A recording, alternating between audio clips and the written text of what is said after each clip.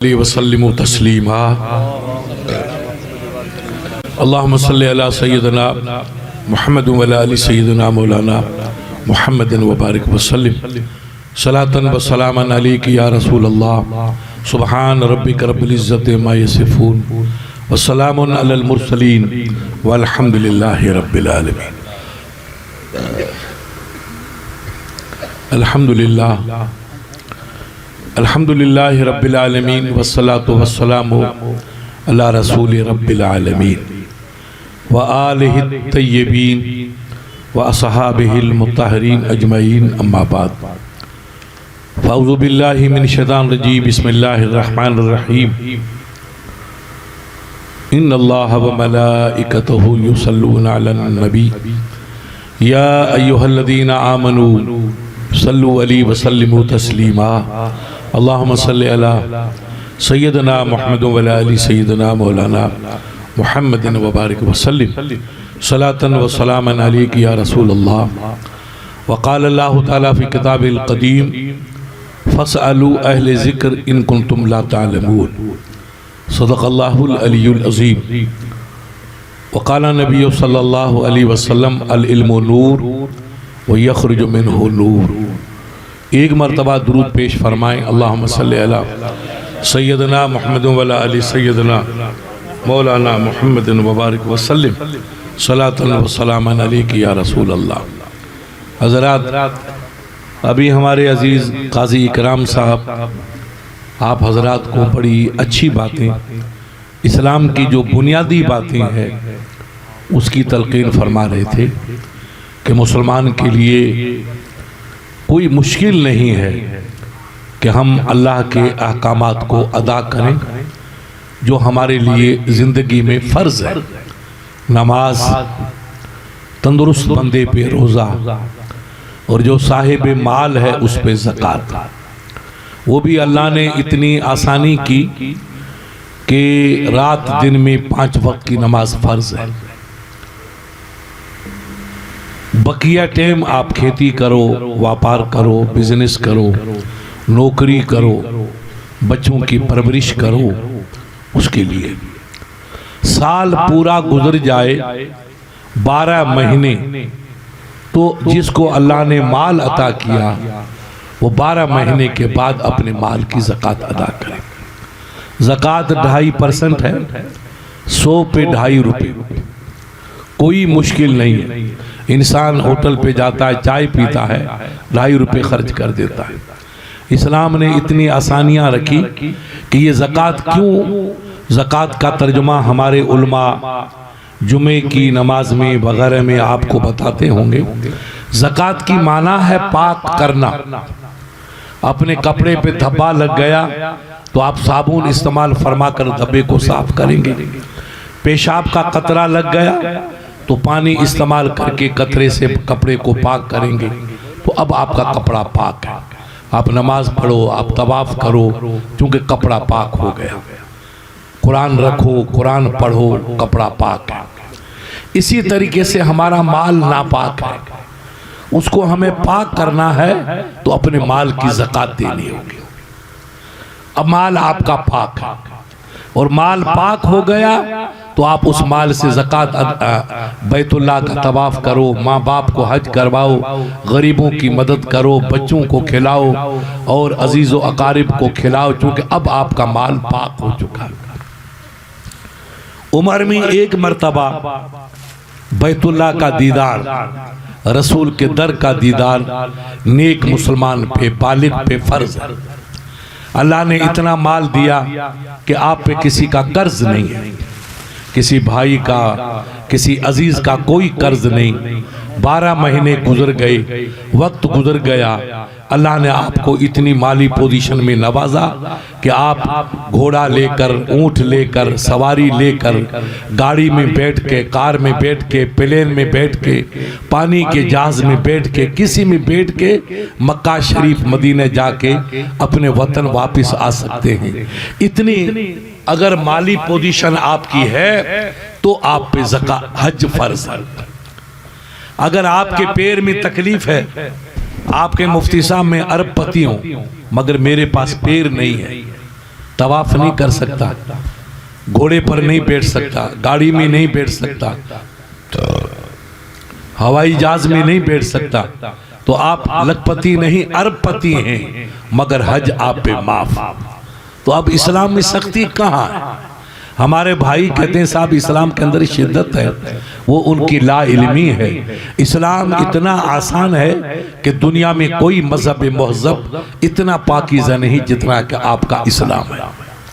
आप हज करें तब जब अल्लाह ने आपको तंदुरुस्ती दी, उठने की, चलने की, फिरने की, बैठने की पूरी आपके अंदर सलाहियत है, तो साल उम्र में एक मर्तबा बैतुल्लाह का दीदार करना और रसूल के दर का दीदार करना मुसलमान बंदे पे फर्ज है। इसको हज कहते हैं।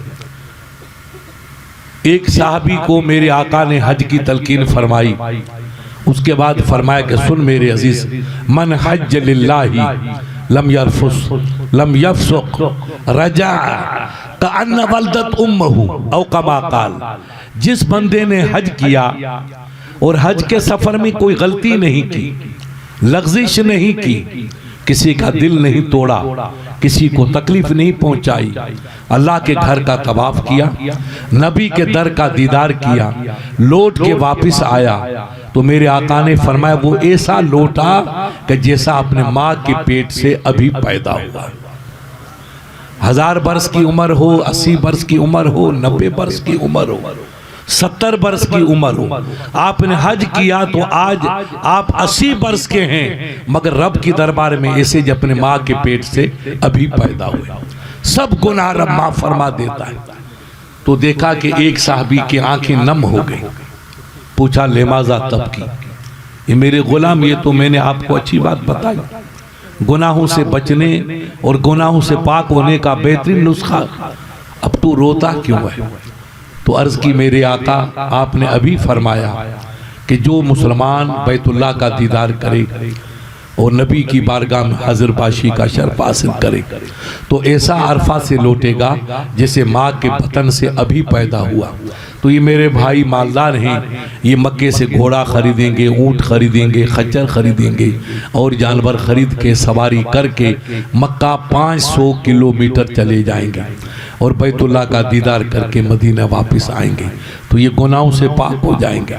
मेरे आका मैं तो गरीब हूँ, मेरी पोजीशन नहीं है कि मैं बकरी खरीदूँ, तो घोड़ा ऊँट कैसे खरीदूँगा?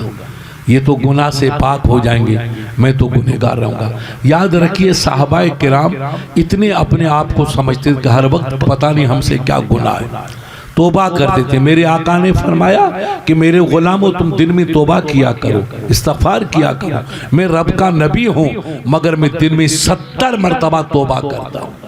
अल्लाह के महबूब तोबा क्यों करें? वो तो मासूम है, मगर नबी ने उम्मत की तालीम के लिए ये जहन बनाया कि मैं रब का पाकीज़ा नबी होकर, मासूम नबी होकर, सैयदुल अंबिया होकर, महबूब दाविर होकर जब 70 मरतबा रब की बारगाह में तोबा करता हूँ तो मेरे प्यारों तुम गुनहगारों के गुनाह के पुतले होकर फिर तोबा क्यों नहीं करते हो? जितना मुसलमान तौबा करेगा उतना वो गुनाहों से पाक होगा। फिर नबी ने सर्टिफिकेट दिया कि अत्ताइबु मिन ज़म कमन ला ज़म्ब लहू, सच्चे दिल से जो मुसलमान अपने गुनाह की तौबा कर लेता है तो रब उसको ऐसा पाक कर देता है जैसा कि उसने कभी गुनाह किया ही नहीं है।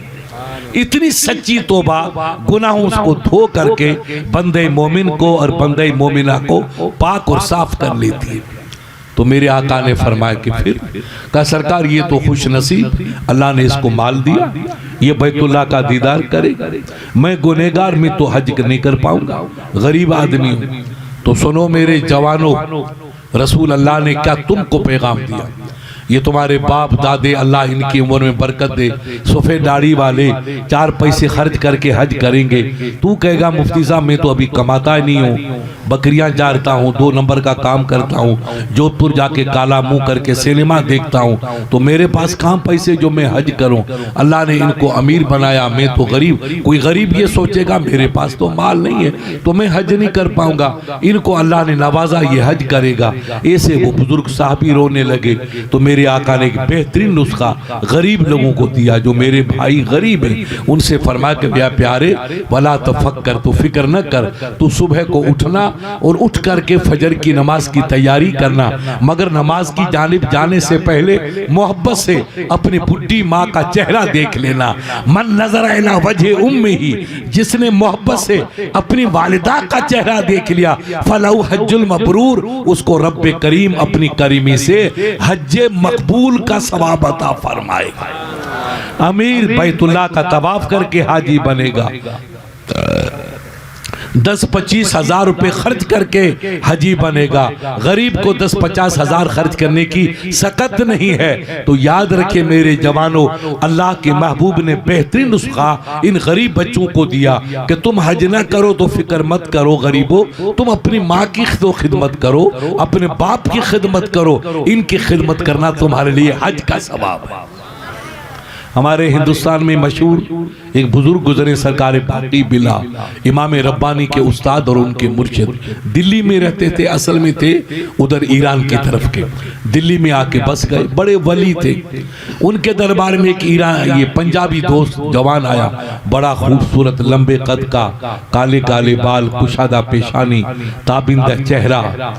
तो उस जमाने में ये वह भी बीमारी नहीं थी जो हमारे भाई इधर उधर वाले, कोई मक्खी उड़ाता है, कोई कहता अजमेर में क्या रखा, बगदाद में क्या रखा, दुरूद में क्या रखा, फातिहा में क्या रखा, ये बीमारी उस जमाने में नहीं। जैसे अंग्रेज ने, मोदी ने आकर के दूसरी बीमारी नफरत की पैदा कर दी, अंग्रेज ने आकर के भाइयों भाइयों में ये बीमारी पैदा कर दी, नहीं तो पहले ये बीमारी थी नहीं। तो लोगों में जज्बा था कि वो मुफ्ती साहब फला नेक आदमी है, मस्जिद की रानी में रहता है, पीपाड़ में रहता है, गोटन में रहता है, तो हजरत में जाता हूँ हाजी साहब से दुआ करवाने के लिए। तो लोग महीने सफर करके जाते, हजरत मेरे हक में दुआ करो, मुफ्ती साहब मेरे हक में दुआ करो, हाजी साहब मेरे हक में दुआ करो। उन्होंने दिल्ली आकर के उनको पता चला कि अल्लाह के वली रहते, जिनका नाम हजरत बाकी बिल्ला अली रहमा है, बड़ी बुजुर्ग हस्ती है, इमाम रब्बानी जिनके शागिर्द रशीद है, अल्लाह का बरगुज़ीदा बंदा है। तो उसने कहा यार हज तो जा रहा हूँ, चलो अल्लाह के वली का दीदार कर लें, उनसे दुआ करवा लें। वो जवान हजरत बाकी बिल्ला क्या मस्कन पूछते पूछते उनके ठिकाने पहुंचे। बुजुर्ग बैठे थे आपकी तरह, उनके चाहने वाले बुजुर्ग भी बैठे थे। नौजवान बड़ा कशीदा कामत खूबसूरत अर्ज किया दस्तबोसी की का सरकार में काबतुल्ला दर जुस्तजू काबा मीर अबम, कहा बेटा कुजा में रवि, जैसे आदत है आपने पूछा बेटा किधर जा रहे हो, कहा हाजी साहब मैं मौलाना बरकतुल्ला साहब के पास जाना चाहता हूँ, उनके मदरसे में। तो वो दस्तूर था। तो अल्लाह के वली ने पूछा बेटा कुजा में रवि, तू कहाँ जा रहा है, कहा हुजूर बजुस्तजू काबा मीर अबम, मैं काबे की तलाश में निकला, ये इश्क था, मैं अल्लाह के घर की तलाश में निकला हूँ। अल्लाह के वली ने उसको देखा, कहा अच्छा फिर, कहा हज़रत दुआ करो अल्लाह मुझे काबे तक। उस जमाने में कोई ये प्लेन तो थे नहीं कि इधर चढ़े उधर पहुंचे, उधर तो उम्र ही गुजर जाती थी, 5-5 4-4 साल गुजर जाते थे, या भेड़िया शेर खा लेता था, या दरिया में गिर के शहीद डूब जाते थे, और या काबा पहुंच के अपनी मंजिल को पाल लेते थे। इस किस्म का वो हज नहीं था, वो एक कुश्ती थी, कुर्बानी थी। अल्लाह वाले इस तरह से हज करते थे पैदल। कहा के बेटा फिर, कहा हज़रत आप अल्लाह के वली हो, मैंने सुना है, मैं आपकी खिदमत में आया हूँ, आप हाथ उठा के दुआ करो अल्लाह मुझे काबा पहुँचा दे, अपने दर में पहुंचा दे। अच्छा जज्बा था। अल्लाह के वली ने जवान का चेहरा देखा कि भाई उभरती हुई जवानी, रोशन चेहरा, ताबिंदा पेशानी, सिया जुल्फी, उभरती हुई उम्र, ये उम्र तो माँ बाप की खिदमत की है। पूछा बेटा आया मादरो पिदरत जिंदा अंद, ये बता क्या तेरी माँ और तेरे वालिद जिंदा हैं? तो जवाने का सरकार आपकी दुआ से मेरा वालिद भी जिंदा है, मेरी माँ भी जिंदा है। तो रब के वली ने कितना प्यार नुस्खा दिया कि बंदे खुदा दर जुस्सुजू काबा में रवि, काबा दर खाने तुस्त, किबला दर खाने तुस्त, बस तू कुजा में रवि। अबे नादान तू काबे की तलाश में निकला, काबा तो तेरे घर में है, किबला तो तेरे घर में है, तो किस काबे की तलाश में जा रहा है, किस किबले की तलाश में जा रहा है? जा माँ के कदम चूम, बाप की पेशानी चूम, यही काबा है, यही किबला। क्या वलियों की तालीम थी। अल्लाह वालों की शिक्षा देखो, उनका पाकीज़ा मिजाज देखो, कैसे जिंदगी में इनकलाब की लहरें उभार करके नई राहों के राही बना दिया करते थे। ये बुजुर्गों की तालीम थी बेटा। पहले जाकर बुढ़ी माँ की खिदमत कर, ज़ईफ बाप की खिदमत कर। माँ बाप की जो खिदमत करता है समझे वो काबे का तवाफ कर रहा है, काबे का तवाफ कर रहा है। तो इस्लाम तो मेरे अजीजों बड़ा आसान है, बड़ा पाकीज़ा है। हमारी नादान कौम कहिए या हमारे भाई कहिए, उन्होंने इस्लाम को पढ़ा नहीं, इस्लाम को समझा नहीं, तो कहते हैं मुफ्ती साहब कौन इतनी नमाज पढ़ेगा, ऐसी गर्मी कौन रोजा रखेगा। ये हमारे मौलवी नौजवान तबका, इनको पता नहीं। आप बुजुर्ग देखो, आप जानो एक जमाना था कि आपके हमारे बुजुर्ग दिन में गर्मी के रोजे होते थे, इसी तरीके से खेत का काम करते थे, बूटे निकालते थे, हल चलाते थे, सर पे कपड़ा डाल के पानी छिड़कते थे और रोजा रखते थे। आज तो रोजा जन्नत का रोजा है, एयर कंडीशन लगा है, कूलर लगा है, फर्स्ट क्लास कमरे हैं, एयर कंडीशन में बैठे हो, फिर पेट में दर्द, मुफ्ती साहब मैं थक जाऊंगा, मुझसे प्यास बर्दाश्त नहीं होगी, मेरा शुगर बढ़ जाएगा। अरे शुगर तो वैसे ही बढ़ जाएगा, रोजा नहीं रखेगा तो जूते पड़ेंगे, तो शुगर नहीं बढ़ेगा तो और क्या बढ़ेगा। फरिश्ते सबाब करेंगे, दोज़ख में डालेंगे। वो शुगर अच्छा है कि ये शुगर अच्छा है? ये सिर्फ नफ्स की गुलामी का एक समझे कि बहाना है कि हजरत मुझे शुगर की बीमारी, मुझे फला बीमारी। मेरे प्यारे कोई बीमारी नहीं। ईमान आपका मजबूत है तो हिमालय पहाड़ को भी आप उठा सकते हैं। हिमालय आपके लिए आसान है, और ईमान कमजोर है तो तिनका भी हमारे लिए भारी हो जाता है। ईमान मजबूत रखिए। हमारे बुजुर्गों ने, मेरे रसूल ने, इन हमारे उलमाओं से पूछो कि रमजान में मक्का फतह हुआ, जिहाद रमजान में हुआ, मेरे आका के गुलाम रोजा भी रख रहे हैं और कुर्बानी का मुजाहरा भी कर रहे हैं, जान भी कुर्बान कर रहे हैं और रब का रोजा भी रख रहे हैं। इस्लाम ने आसानी दी, इस्लाम ने छूट दी, इतनी छूट कि रसूल अल्लाह ने मुकद्दस पैगाम में फरमाया क्या दीन और युसरुन, ये मेरे गुलामों मेरा दीन बहुत आसान है, दीन में सख्ती नहीं। यस्सिरू वला तुअस्सिरू बश्शिरू वला तुनफ्फिरू, तुम जाओ तो मेरे गुलामों को प्यार का पैगाम दो, मोहब्बत का पैगाम दो, आसानी का पैगाम दो। अरे भाई नमाज पढ़ो, वुजू करके नमाज पढ़ो। का सर का मैं तो खेत में बैठा हूँ, पानी की कमी है। का कोई मिट्टी फर्क नहीं, पानी पीने के लिए रखो और मिट्टी वुजू के लिए रखो, मिट्टी में कोई कमी नहीं है। एक बुजुर्ग थे सिर्री सिक्ती अली रामा कि जब मुसलमान वुजू करता है तो अल्लाह उसके साथ बदन के टुकड़ों को पाक को साफ कर लेता है। पैर धोए, हाथ धोए, चेहरा धोया, सर का मसह किया, साथ ही से आज़ा पाक हो गए। लेकिन आप खेत में हैं, पानी की किल्लत है कि पानी वुजू करूंगा तो पीने का नहीं मिलेगा, गर्मी की शिद्दत है तो आप पानी यूज मत करो। आप मिट्टी पे हाथ मल करके एक मर्तबा हाथ झाड़ करके चेहरे पे मलिए और दोबारा हाथ मार करके अपने आस बाजुओं पे यूं मल दीजिए। इसको तय्यम कहते हैं। मुसलमान वुजू करता है तो सात हिस्से पाक होते हैं और अल्लाह का वली फरमाता है जब तय्यम करता है तो अल्लाह उसकी रग रग को पाक साफ फरमा लेता है। कितनी आसानियां, कितनी बरकती हैं। मेरे नबी ने तो दरिया बहा दिए हैं रहमतों के। हमारी कम फिक्री और कम जरफी का ये काम इस्लाम के आसान राहों के राही बनने से गुरेज करते हैं। ये हमारी कमजोरियां।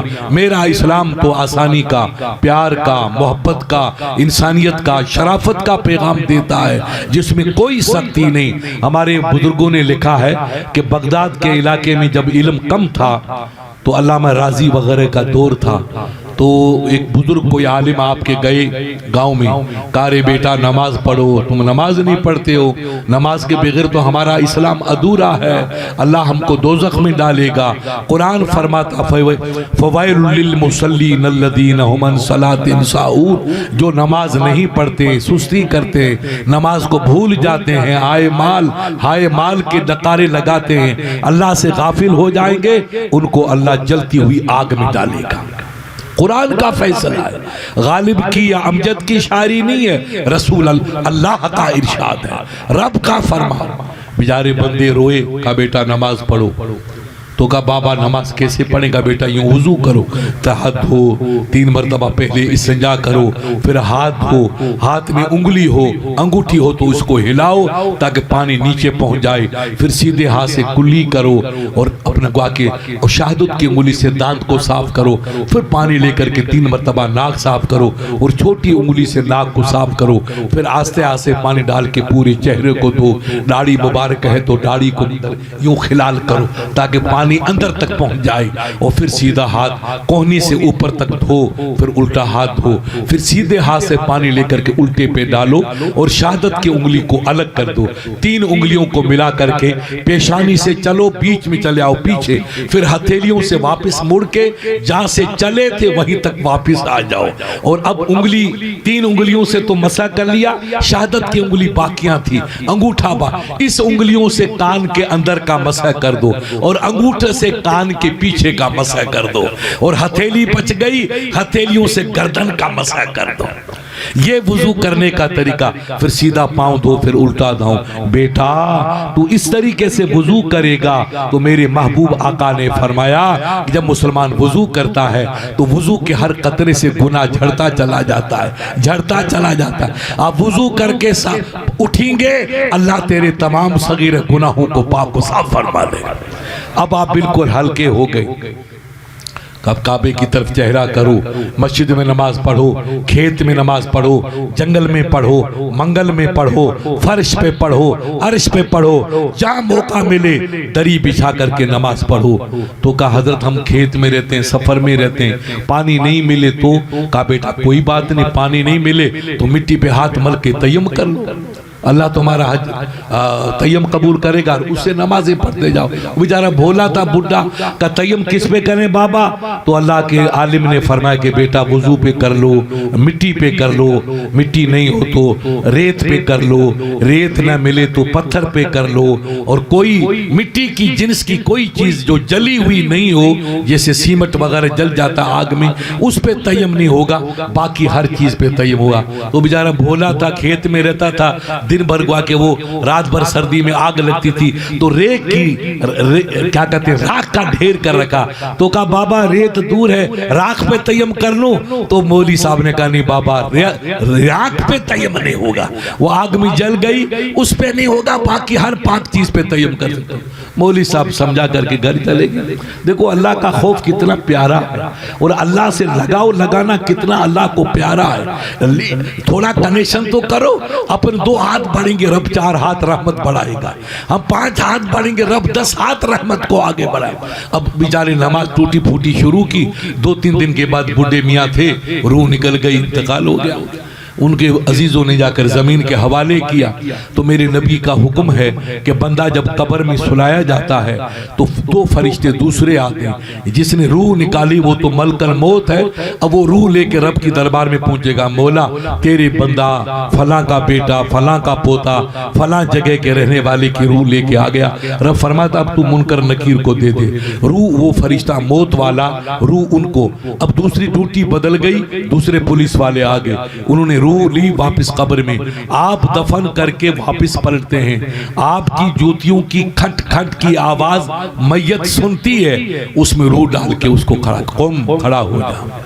वो जूतियों की आवाज सुनना है, हाजी साहब जा रहे हैं, अकरम जा रहा है, अमजद जा रहा है, शुमार जा रहा है, दीन मोहम्मद जा रहा है, करीम जा रहा है, जूतियों की आवाज सुनता है, फरिश्ते उसको खड़ा करते।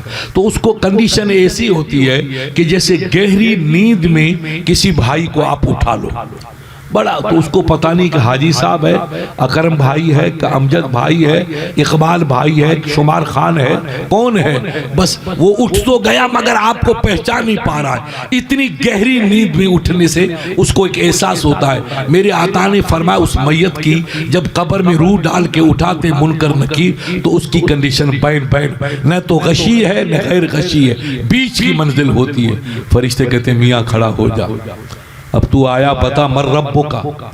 कब्र में 3 सवाल होंगे। तो आप कहेंगे मुफ्ती साहब हम तो मारवाड़ी नहीं जानते पूरी, लोग कोई सिंधी पढ़ता जानता है, कोई उर्दू जानता है, कोई फारसी है, कोई अरबी है, कोई अंग्रेजी है। हम तो मारवाड़ी भी पूरी नहीं जानेंगे तो अरबी कहाँ से जानेंगे। तो ये मसला याद रखें हाँ आप हजरात कि कब्र से ऊपर जब तक अपन रहेंगे तो अपन मारवाड़ी हैं, सिंधी हैं, पठान हैं, सैयद हैं, मुग़ल हैं, इंडियन हैं, पाकिस्तानी हैं, अरबी हैं, मारवाड़ी हैं, ये सब ज़मीन के ऊपर हमारी ज़बान पंजाबी है, सिंधी है, मराठी है, फारसी है, अरबी है, अंग्रेज़ी है। मगर जो मुसलमान कलमे वाला कब्र में जाएगा अब वो मारवाड़ी नहीं रहेगा, मदनी बन जाएगा, अब वो अरबी बन जाएगा। उसकी जबान वही होगी जो जन्नत की जबान है, और जन्नत की जबान अरबी है। आपने कुछ नहीं सीखा मगर में कब्र जाते आप अरबी जबान के आलिम बन जाएंगे। आपकी जबान अरबी, क्योंकि जन्नतियों की जबान अरबी है, आपकी जबान अरबी। अब फरिश्ता तुमसे 3 सवाल करेगा, तेरा रब कौन? आप अगर नमाजी हैं, दीनदार हैं, मदरसों से आपका ताल्लुक है, मस्जिद से आपका ताल्लुक है, उलमा से आपका कुर्ब है, तो आप कहेंगे हजरत मैं कैसे नहीं जानूं, मेरा रब अल्लाह है। रब की माना पालने वाला, रोजी देने वाला, जिंदगी देने वाला, मौत देने वाला, उस जात को रब कहते हैं। तुझे कौन है पालने वाला, तेरा रब कौन है? तो मोमिन कहेगा मेरा रब अल्लाह, वो एक है। फिर दूसरा सवाल माँ दीनों का, ये आने वाला बता तेरा दीन क्या है। मोमिन वफादार कहेगा कि दिन में 5 मरतबा अल्लाह अकबर, अल्लाह अकबर, अल्लाह अकबर के नकारे बजाता था, हुजूर मेरा दीन इस्लाम है। कामयाब। अब 2 सवाल तो बड़े सरल थे, आसान। तीसरा सवाल हाजी साहब मुश्किल। अब फरिश्ते पूछते हैं मा कुंत तक़ूलु फी शान हाज़िर रजुल, ये आने वाला पता इस जात के बारे में तू क्या कहता था? कहता है नहीं, अभी नहीं, पहले क्या कहता था? राजस्थान में क्या कहता था? देवबंद में क्या कहता था? शैतानगढ़ में क्या कहता था? इबलीस नगरी में क्या कहता था? यहाँ कब्र की बात नहीं, पहले अरबी में एक ज़बान है उसको माजी कहते हैं, माजी करीब, माजी मुतलक, माजी इस्तमरारी, जिसमें गुजरे जमाने में लगातार। तो दुनिया में क्या कहता था? मा कुंत तक़ूलु फी शान हाज़िर रजुल। तो अब एक अरबी का दूसरा कानून कि अपन कहते हैं हाजी साहब ये बैठे हैं, और सैयद साहब वो बैठे, वो सैयद साहब, तो सैयद साहब उधर बैठे तो मैं कहूँगा हाजी साहब वो सैयद आले रसूल उनको करीब लाओ, और ये मौलाना बैठे तो मेरे करीब को अपन ये कहेंगे, दूर वाले को वो कहेंगे, हाजी साहब वो सैयद उसको करीब लाओ। ये इकबाल भाई ये मेरे करीब बैठे, तो करीब वाले को ये, दूर वाले को वो। तो अरबी में करीब वाले को हाजा और दूर वाले को जाले का। तो फरिश्तों ने ये नहीं कहा कि आने वाला बता उस जात के बारे में तू क्या कहता था, ये नहीं। माँ कुंत तक़ूलु फी शान हाज़िर रजुल, हाजा की माना इनके बारे में क्या कहता था। तो आप कहेंगे मुफ्ती साहब मदीना तो हजारों मील दूर है, 11,000 किलोमीटर, 12,000 किलोमीटर इंडिया से मदीना, और हम बैठे हैं यहाँ जोधपुर की पहाड़ियों के दामन में। तो फरिश्ता ये क्यों कहता है इनके बारे में क्या कहता था, ये तो करीब हुआ। तो याद रखिए मेरे अजीजों, नोट कर लो, उन भाइयों को बताना कि जिनकी अकल पे पर्दे पड़े हुए हैं, उन्हें कहो ये बुखारी की हदीस है, ये गालिब की शायरी नहीं है, टैगोर की शायरी नहीं है, रसूल अल्लाह का फरमान है, बुखारी की हदीस है, जिस पे ईमान लाना हमारा अकीदा और अमल है। अगर ईमान नहीं लाएंगे तो ईमान से निकल जाएंगे। इतनी अहम किताब बुखारी शरीफ है, उसकी हदीस के इनके बारे में तू क्या कहता था। उन्हें को प्यारे अकल तुम्हारी यतीम हो गई, इस अकल की फातिहा पढ़ो, मुसलमान बनो। ये बुखारी में मेरा रसूल फरमा रहे हैं कि फरिश्ते पूछेंगे मा कुंत तक़ूलु फी शान हाज़िर रजुल, इनके बारे में तू क्या कहता था? अपने जैसा कहता था कि रब का महबूब कहता था इनके बारे में? तो उलमा ने कहा कि मोमिन की कब्र से लेकर रसूल के रोजे के बीच में जितने पर्दे हैं रब्बे करीम सब पर्दों को हटा देगा। रसूल ऐसे नजर आएंगे जैसे मेरे सामने आप बैठे, ये हाजी साहब बैठे हैं। तो अब जब पर्दा नहीं रहा तो रसूल दूर नहीं हुए, मेरे नबी बहुत करीब आ गए। अब फरिश्ता कहता बा कुलता तकुलो फी शान हाज़िर रजुल, इस महबूब मदनी के बारे में तू क्या कहता था? तो आपकी तरह सच्चा मुसलमान, महबूब को मानने वाला, अल्लाह की अजमतों को परखने वाला, आंसू टपकाने वाला, सजदा करने वाला, सलाम पढ़ने वाला, दुरूद पढ़ने वाला, अंगूठा चूमने वाला, मोहब्बत में गलने वाला, जलने वाला कहेगा ए फरिश्तों, क्या मेरा बचपने की बातें कर रहे हो? कलमा पढ़ के जिया हूं, इनका नाम लेके मरा हूं, इस जात को नहीं पहचानूंगा तो फिर किसको पहचानूंगा? ये मेरे आका हैं, रब के महबूब हैं, सैयदुल अंबिया हैं, महबूब दावर हैं, कौनैन के मुख्तार हैं, सरदारों के सरदार हैं, नबियों के नबी हैं, मोहम्मद रसूलुल्लाह है। इनको नहीं पहचानूंगा तो किसको पहचानूंगा?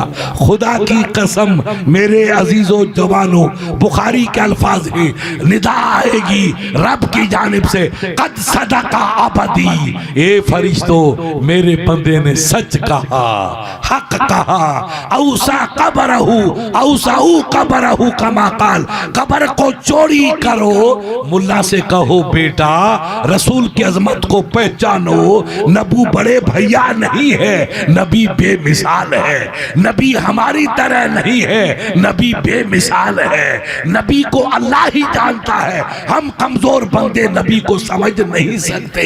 रब का फरमान औसाऊ कबरहू, ए फरिश्तों मेरे नेक बंदे की कब्र को चौड़ी कर दो। हाजी साहब कितनी चौड़ी?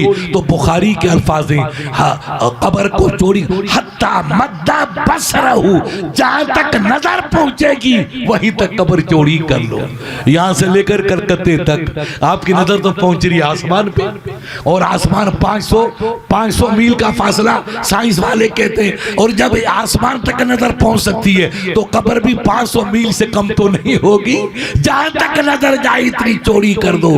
अब चौड़ी किसकी होगी? जो महबूब का दीवाना होगा, नबी का आशिक होगा, नबी का सलाम पढ़ने वाला, नबी का दुरूद पढ़ने वाला, नबी की सुन्नतों पे चलने वाला।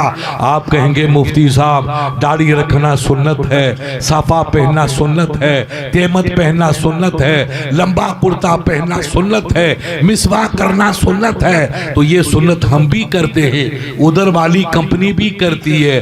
तो मेरे प्यारे याद रखना, दाढ़ी सुन्नत है, बिल्कुल आपने सही फरमाया। साफा पहनना सुन्नत है, आपने सही फरमाया। मगर दाढ़ी अबू बकर वाली भी थी और दाढ़ी अबू जहल की भी थी। उधर भी दाढ़ी है, वो भी मक्के का, ये भी मक्के का, और उसकी दाढ़ी इसकी दाढ़ी, उसका अरबी साफा इसका अरबी साफा, वो सिंधी साफा ये भी सिंधी साफा, मगर साफे साफे में फर्क है। अबू बकर की दाढ़ी वो जिस पे फरिश्ते निछावर हैं, जिसको चूम के अपनी इज्जत बढ़ाते हैं, और अबू जहल की दाढ़ी पे लानत भेज के दूरियां इख्तियार करते हैं। तो दाढ़ी अबू बकर वाली चाहिए, अबू जहल वाली दाढ़ी नहीं। सर झुके रब के दरबार में और कलेजा झुके मुस्तफा के दरबार में। वो नमाज कबूल, वो रोजा कबूल, वो दाढ़ी कबूल, वो इबादत कबूल के सर झुके। बेशक हम सजदा तो रब को करेंगे। ये मासूम बच्चे से पूछो बेटा सजदा किसको करोगे? कहा हुजूर सजदा तो अल्लाह को करेंगे, ख्वाजा को सजदा नहीं करेंगे, गौसे पिया को सजदा नहीं करेंगे, रसूल रहमत को सजदा नहीं करेंगे, ख्वाजा की फातिहा पढ़ेंगे, गौस को सलाम करेंगे, आका की तुरबत पे जाके सलाम करेंगे। सजदा तो अल्लाह की दरबार में करेंगे। एक नादान भी बच्चा गैर खुदा को सजदा करना पसंद नहीं करता, ये इस्लाम का तकाजा है। प्यारे ये नादान हैं कि हम रसूल को बढ़ा रहे। अरे हमारी क्या हकीकत है नादान बंदों की? अरे जिसको खुदा बढ़ाए उसको इंसान क्या बढ़ाएगा? हमारा इल्म क्या हमारा मबलग है कि हम रसूल को बढ़ाए? खुदा की कसम नबी के रब ने नबी को इतना बढ़ाया कि मुल्ले की अकल भी वहां पहुंच नहीं सकती। अल्लाह ने कुरान में फरमाया वरफ़अना लक ज़िक्रक, हबीब तेरा तज़किरा तो मैंने बुलंद कर दिया है। अजान में नबी का जिक्र, इकामत में नबी का जिक्र, नमाज में नबी का जिक्र, खुतबे में नबी का जिक्र। अबे यार कौन सी अदा है जहां रब का जिक्र हो और मदीने वाले आका का जिक्र ना हो। खुदा ने गवारा नहीं किया इज़ा ज़ुकिर तो ज़ुकिरता मई, ए महबूब जहां जहां मेरा डंका बजेगा वहीं वहीं मुस्तफा का डंका बजेगा। तकबीर देखो, इकामत देखो, अजान देखो, नमाज देखो, रब का जिक्र, मां मुस्तफ़ा का जिक्र। हाँ मेरा भाई, एक मोड़ आता है, नाजुक मोड़, कि वहां अल्लाह का जिक्र है मगर मुस्तफ़ा का जिक्र नहीं है। अब मुलिया खुश होगा कि देखो मैंने कह दिया कि अल्लाह का जिक्र है, नबी का जिक्र नहीं। एक मोड़ तो आया मगर वो कौन सा, जब हमारा कुरैशी भाई पीपाड़ वाला कमर बांध करके छुरी को तेज करता है और गरीब बकरे को पकड़ के कहता है बिस्मिल्लाह अल्लाहु अकबर।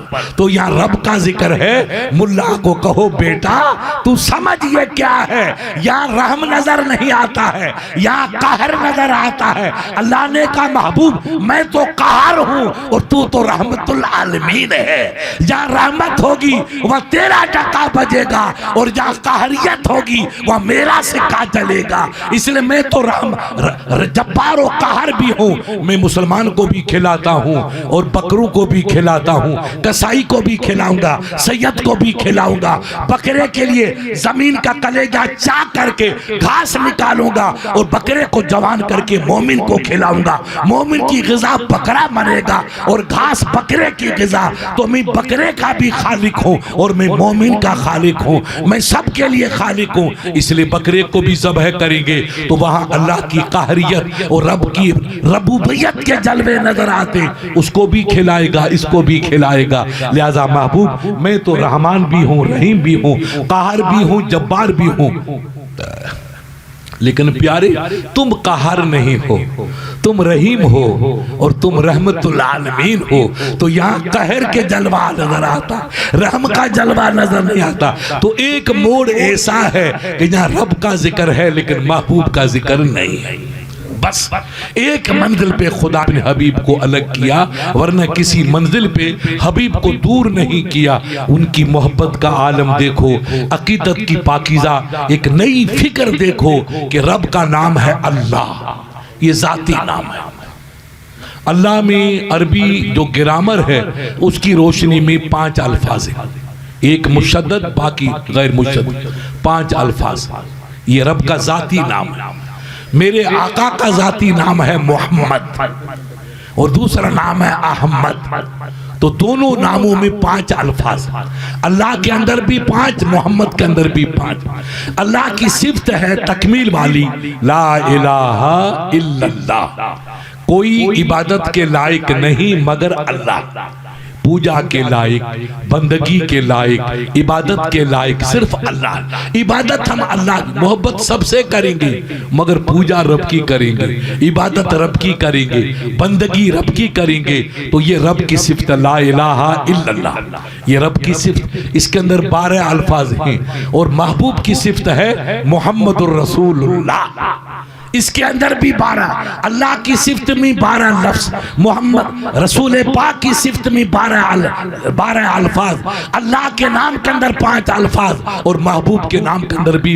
अल्लाह को ये गवारा नहीं कि मेरे महबूब के नाम के अल्फाज में कमी कर दें। ये बेचारा मुलिया प्याज लहसुन खाने वाला ये क्या समझे कि रसूल की शान क्या। हम भी कमजोर हैं, हमारे पास इल्म नहीं, इतनी अकल की बेदार मगजी नहीं कि हम नबी की अजमतों को समझें। खुदा की कसम किसी ने कहा है और बहुत खूब कहा है कि हजारों जिब्राइल उलझे हुए हैं गर्दे मंजिल में, न जाने किस बुलंदी पे है काशाना मोहम्मद का।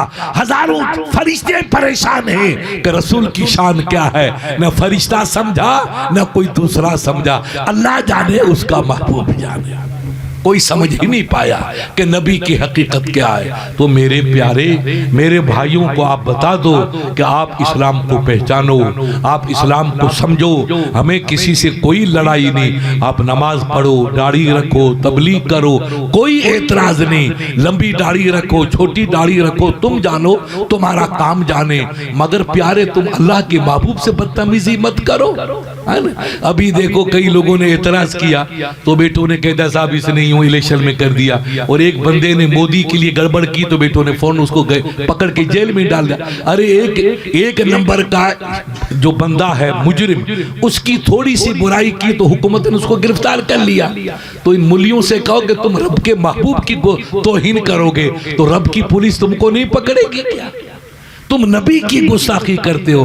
तुम कह दो यार शेर मोहम्मद साहब तो अरबी जानते हैं, फारसी जानते हैं, वो जानते हैं, सिंधी जानते हैं, हिंदी जानते हैं, पिंडी जानते हैं, मगर यार वो फला जबान में जाहिल है। सही, मुझे वो जबान नहीं आती, मगर आप यूं मत कहो कि शेर मोहम्मद साहब वो जानते हैं, वो जानते हैं, वो जानते हैं, उसमें जाहिल है। ये तौहीन हो गई। अब ये कह दो मुफ्ती साहब ये जानते हैं, ये जानते हैं, ये जानते हैं, मगर फला जबान में ला इल्म है, ये तौहीन। बोलने का अंदाज हो तो तौहीन नहीं, बात वही है मगर तौहीन नहीं। और बाप की बीवी, आप कह दो कि मेरी बाप की बीवी है, लोग कहेंगे इस बदनसीब की जबान निकाल दो। अरे बेईमान, तू कहता बाप की बीवी, ये नहीं कहता मेरी माँ, मेरी जन्नत का टिकट है। बात वही है जो पहले कही, मगर मोहब्बत का अल्फाज और है और बदतमीजी का लफ्ज और है। तो तौहीन का जुमला मत बोलो, ताज़ीम का नबी के बारे में बोलो, मगर जुमले इज्जत के बोलो, मोहब्बत के जुमले बोलो। अल्लाह कैसे गवारा करेगा? एक अल्लाह का वली आज से 800 बरस पहले, 800 बरस, न बरेली थी न देवबंद था, कुछ नहीं था, उस वक्त रब का वली था। उसने कहा था मोहम्मद ब बख्शद खताए, हाँ खुदा दुरूद शरीफ पढ़िएगा,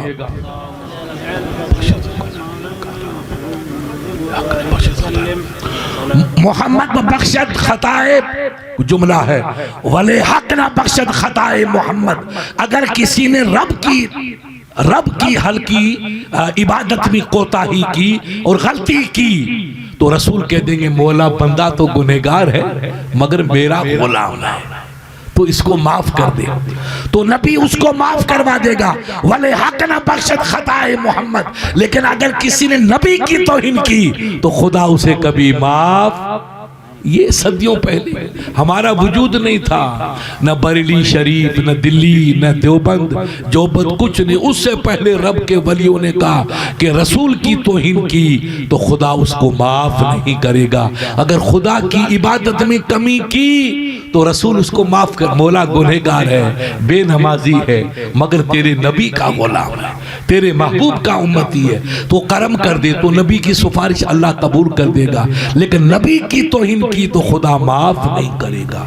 इसलिए मेरे अजीजों, हम अपनी ज़बान को पहरे में रखें, अपनी ज़बान पे कंट्रोल रखें कि मेरे हम कहें मुफ्ती साहब हम तो जाहिल हैं, हम नबी के बारे में कुछ नहीं कह सकते। अरे जब हम खुद को नहीं पहचान पा रहे तो हम रसूल को कैसे पहचानेंगे? हमारे पास कहाँ इल्म, कहाँ नजर कि फरिश्ते कह दे कि आका जैसी आपकी शांति वैसा हमने आपको नहीं पहचाना।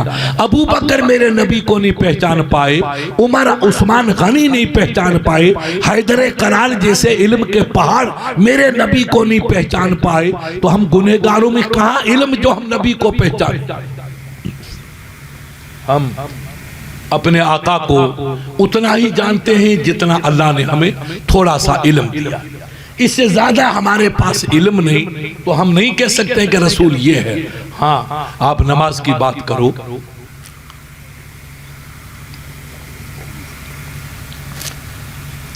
रोजे की बात पूछो, हम बता देंगे जो हमें आएगा वो, मगर रसूल की जात पे बहस मत करो।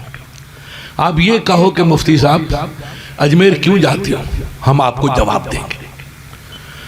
बगदाद क्यों जाते हो, हम आपको जवाब देंगे, उसका जवाब है। लेकिन ये मत पूछो कि नबी पे सलाम क्यों पढ़ते हो। अरे अकल का यतीम, नबी पे सलाम ना पढ़े तेरे बाप पे पढ़ेंगे क्या? और है कौन दुनिया में कि जिस पे हम क्या, अल्लाह फरमाता या अय्युहल्लज़ीना आमनू सल्लु अलैहि व सल्लिमू तस्लीमा, ए मेरे गुलामों, तुम्हारा रब दुरूद पढ़ता है, सलाम पढ़ता है, फरिश्ते दुरूद पढ़ते हैं, वो सलाम पढ़ते हैं। ए मेरे गुलामों, जो मैं काम करता हूं तुम्हें शरीक करता हूं, तुम भी सलाम पढ़ा करो और खूब सलाम पढ़ा करो, कम नहीं। सल्लु अलैहि व सल्लिमू तस्लीमा, पढ़ो और खूब पढ़ो, ताकीद है, दुरूद की ताकीद नहीं कि जितनी सलाम की ताकीद है। बेटे कहते हैं हम सलाम दुरूद बहुत पढ़ते हैं, गाड़ी गुजरते हैं जोधपुर की गलियों में तो मेरे बेटे तस्बीह लेते हैं, अरे क्या पढ़ता है, अल्लाह अल्लाह करता है, काम दुरूद पढ़ते, चलो मुबारक हो दुरूद पढ़। अरे दुरूद तू पढ़ता है बदनसीब, तो सलाम फिर क्यों नहीं पढ़ता यार, ये तो दोनों भाई बहन हैं, इनका रिश्ता तो अटूट है, दुरूद सलाम से जुदा नहीं, सलाम दुरूद से जुदा नहीं, तो फिर सलाम क्यों नहीं पढ़ते हो। इसलिए प्यारे याद रखना, बुजुर्गों ने कहा है, खुली रंजिश तेरी तर्ज़े बयां से, न थी दिल में तो क्यों निकली जुबान से, दिल की बीमारी कभी न कभी जबान पे आ जाती। हम रसूल से मोहब्बत करें, आप नमाज पढ़ो, रोज़ा रखो, दाढ़ी रखो, अल्लाह आपकी नमाज कबूल करे, दाढ़ियाँ कबूल करे, तबलीग कबूल करे, सब चीज़ें कबूल करे, मगर याद रखिएगा रसूल की शान में कभी गुस्ताखी मत करना।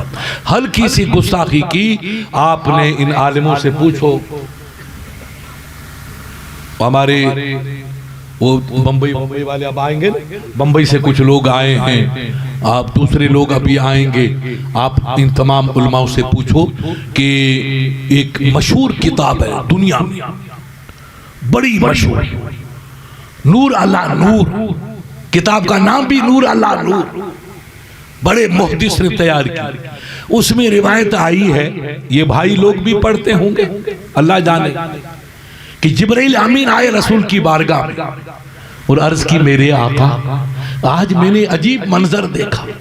वो किताब मेरे पास है, अगर किसी भाई को शौक हो तो आप फरमाना कि मुफ्ती साहब के पास जाओ, मैं किताब की फोटो करके दे दूंगा और मसला लिख के भी दे दूंगा, मौलाना बरकत को लिख के दे दूंगा। अगर किसी को शक हो तो देखो, वो हदीस की किताब। सरकार, मैंने एक अजीब मंजर देखा, तो मेरे आका को अल्लाह ने सब इल्म दिया। पूछा जिब्रील क्या देखा? कहा सरकार, एक फरिश्ता था जो चौथे आसमान पे रहता था, शाही तख्त पे बैठा रहता था, सैकड़ों फरिश्ते उसकी खिदमत में इस्तादा खड़े रहते थे पैरों। अल्लाह ने उसे बड़ी अजमत बख्शी थी, खुदा की कुदरत। मौला सरकार, आज मैं जब हिमालय पहाड़ से गुजरा तो मैंने उसी फरिश्ते को देखा जो कभी तख्त नशीन था, आज फर्श नशीन मिल गया, बन गया। उसके पर टूटे हुए, उसके पैर टूटे हुए, उसके हाथ मफलूज हो चुके थे, आंसू का दरिया बह रहा था। कहा जिब्राइल भाई, तू रब की दरबार में जा रहा है तो मेरी सिफारिश करना, अल्लाह मेरी खता को माफ कर दे, मेरी भूल को माफ कर दे, मेरी लज़िश को माफ कर दे। तो मैंने पूछा, तूने क्या भूल की? तूने क्या भूल की? कहा मैं क्या बताऊं, मुझसे एक भूल हो गई। कहा बता दे क्या भूल की, मैं खुदा से अर्ज करूंगा। कहा जब मेराज की रात को रसूल अल्लाह मदीने से, मक्के से चल के बैतुल मुक़द्दस पहुंचे और बैतुल मुक़द्दस से ला मक्का की तरफ चलते रहे, हजारों फरिश्ते साथ थे, आसमान से गुजर हुआ, चौथे आसमान पे गुजर हुआ तो मैं तख्त पे बैठा था, किसी काम में लगा रहा और मैंने खड़े होकर रब के महबूब का इस्तकबाल नहीं किया, नबी की ताज़ीम नहीं की, और नबी की सवारी गुजर गई। बस मेरे रब को जलाल आ गया, मेरी हजारों बरस की इबादत खाक में मिला दी, मेरे पर तोड़ दिए गए, बाजू मेरे शल हो गए, मुझे उठवाया और कोहकार में डलवा दिया। अब आंसू बहा रहा हूँ, मेरे रब से दरख्वास्त करो, मुझसे भूल हो गई, अल्लाह मेरी खताओं को माफ करे। जिब्रील फरमाते सरकार, मैं रब की बारगाह में गया, मैंने कहा मेरे मौला, तेरा एक फरिश्ता मखलूक बंदा रो रहा था कोकाफ की पहाड़ियों में, उसके पर टूटे हुए थे, पाँव उसके टूटे हुए थे, हाथ उसके मफलूज थे, ये रब करीम तो उस पर रहम कर दे। रब ने फरमाया जिब्रील, वो नादान फरिश्ता मेरे महबूब की ताज़ीम नहीं करता, कैसे मेरा महबूब बनेगा? जो महबूब का महबूब वो मेरा महबूब है, जो महबूब का महबूब नहीं वो मेरा महबूब नहीं बन सकता। जाओ, तू सिफारिश करता है तो तेरी दरखास्त को कबूल करता हूं। उस फरिश्ते से कह दो कि 21 मरतबा मेरे महबूब की बारगाह में दुरूद पेश करो, सलात पेश करो, सलाम पेश करो, उसके बाद खता माफ करूंगा। मैंने कहा फरिश्ता जल्दी दुरूद पढ़, सलाम पढ़। तो सरकार उसने 21 मरतबा दुरूद और सलात पढ़ी तो अल्लाह ने उसको पर भी दे दिए, बाजू भी दे दिए, पैर भी दे दिए। उठा, शुक्राने के नफिल पढ़े, 4 आंसू टपकाए और उड़ा उड़ के अपने मस्कन पे चला गया। मेरा आका, आपकी ताजीमी जिसने इनकार किया, सुस्ती की, वो तबाह हो गया। वो जिसने ताजीम की उसका बेड़ा पार हो गया। और फरिश्ता ताजीम छोड़ के अगर बर्बाद हो सकते तो ये कंपनी किस खेत की मूली, इनका हाल क्या होगा। हम बेशक गुनहगार हैं, हम अपने गुनाह का इतराफ करते हैं। हर इंसान से खता होती है, बेअयब जात मेरे रब की है, मगर हम कितने गुनहगार। अल्लाह का शुक्र है कि सुन्नी मुसलमान मेरे आका की तौहीन तो नहीं करेगा। नमाज में कमी, रोजे में कमी, दूसरी कमियां है, वो बेनियाज बादशाह खता को माफ करेगा। तौबा करना हमारा काम है और तौबा कबूल करना उसका तुर्रे इम्तियाज है, वो माफ करेगा। ये कर्म है कि हम अपने आका की गुस्ताखी नहीं करते, तौहीन नहीं करते। याद रखो मेरे बुजुर्गों, चाहे कोई हो, कितना बड़ा आलिम, मुफ्ती, फला फला, नबी की तौहीन की वो कभी पनप नहीं सकता। न घर का रहेगा न घाट का रहेगा, सब ये जिंदगी बर्बाद, अमल बर्बाद। क्योंकि खुदा ने, खुदा की कसम कुरान में कहा है, ये वो भाई भी जानते हैं, हम भी जानते हैं, हमारे उलमा भी जानते हैं। अल्लाह ने कुरान में फैसला कर दिया, अब न समझे तो उसकी अकल पे हम फातिहा पढ़ें और क्या कर सकते, और तो कोई ताकत नहीं। वो मैं युत रसूल फ़क़द अता अल्लाह। अल्लाह कुरान में कहता है, बंदो जो मेरे महबूब का हो गया वो मेरा हो गया। ला इलाहा इल्लल कुरान, गालिब नहीं कुरान। वो मैं युत रसूल फ़क़द अता अल्लाह। कहो मुल्ला जी से बेटा बता दे तेरी दाढ़ी की कसम, ये कुरान क्या कह रहा है कि जो नबी का हो गया वो रब का हो गया, जो नबी का मुती नहीं वो रब का कभी वफादार नहीं हो सकता। ये कुरान का फैसला। तो मेरे प्यारे, मैं कह रहा था कि वो बेचारा बड़े मियाँ कब्र में गया, उसने एक बात याद रखी। फरिश्ते ने पूछा, रे बता तेरा रब कौन, तेरा दीन कौन? कि बाबा मैं तो कुछ नहीं जानता, एक बात जानता हूं। कहा क्या जानता है? कहा मौलवी साहब आए थे हमारी झोपड़ी में, उन्होंने कहा कि बेटा नमाज पढ़ो, बाबा नमाज पढ़ो, नमाज पढ़ो। तो हजरत मैंने भी नमाज शुरू की। मैंने कहा सरकार क्या करेंगे? कहा बेटा वुजू करो। कहा हमारे खेत में पानी नहीं है कि तो तयम करो। तयम किस पे करें? कि मिट्टी पे करो। और किस पे मत करो? कि राख पे मत करो। तो उसने कहा फरिश्तों एक मसला तो मैं जानता हूं कि राख में तयम नहीं होगा, बस एक मसला। और मुझे कुछ कितना बोला था, मगर मेरा रब कितना करीम, कसम खुदा की। मुसलमान क्यों नहीं? अरे हमारी बेवकूफी की हद होगी और मेरे रब की कर्म की हद होगी कि बाबा मैं कुछ नहीं जानता, राख पे तयम नहीं होगा। और मुझे कोई मसला, रब की तरफ से निदा आई, फरिश्तों मेरे भोले बंदे ने मेरे महबूब के दीन का एक मसला तो याद किया, मेरी रिजा के लिए याद किया। इस एक मसले की बरकत से उम्र भर की खताओं को माफ किए देता हूं और जन्नत का सरदार बनाए देता हूं। रहमत हक बहाना में जोयत, बहाना में जोयत। अल्लाह की रहमत कीमत नहीं देखती है, अदा देखती है। कोई बंदे की अदा पसंद आए तो यहाँ भी बेड़ा पार, वहां भी बेड़ा पार।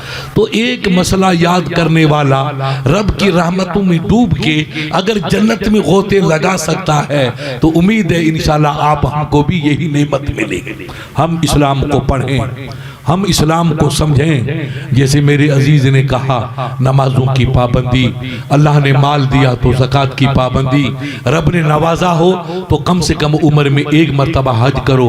हाजी साहब ऐसे नबी के साहबा थे, खुदा की कसम तारीख में आया है बुजुर्गों का कि 70 हज किए, 70 हज किए। क्या उनका इश्क था, जा रहे दीवाना बन के, जा रहे दीवाना बन के। अरे यार हम 70 हज तो न करें, एक हज तो कर ले, रब का दर तो देखें, महबूब की चौखट तो दे के आ जाए। अल्लाह जिसको बुलाता है वो हज को जाता है। आपको अल्लाह ने अगर 4 पैसे दिए हैं तो तंदुरुस्ती के ज़माने में हज करो। आप कहेंगे मुफ्ती साहब अभी तो बच्चे की शादी करनी है, बच्ची के हाथ पीले करने हैं, उससे पहले अगर आसमान वाला आ गया तो पीले हाथ कौन करेगा? इसलिए कल की कोई खबर नहीं। अल्लाह ने 2 पैसे दिए को नहीं, अल्लाह मेरे बच्चों का निगहबान, मेरी बच्ची का निगहबान, मैं तो अल्लाह का घर देखूंगा। पहले हज करो, हज में देर मत करो। दूसरी बात, अपन खेती करते हैं, अल्लाह उसमें अनाज देता है, तो जैसे पैसों की ज़कात है ऐसे अनाज की भी ज़कात है।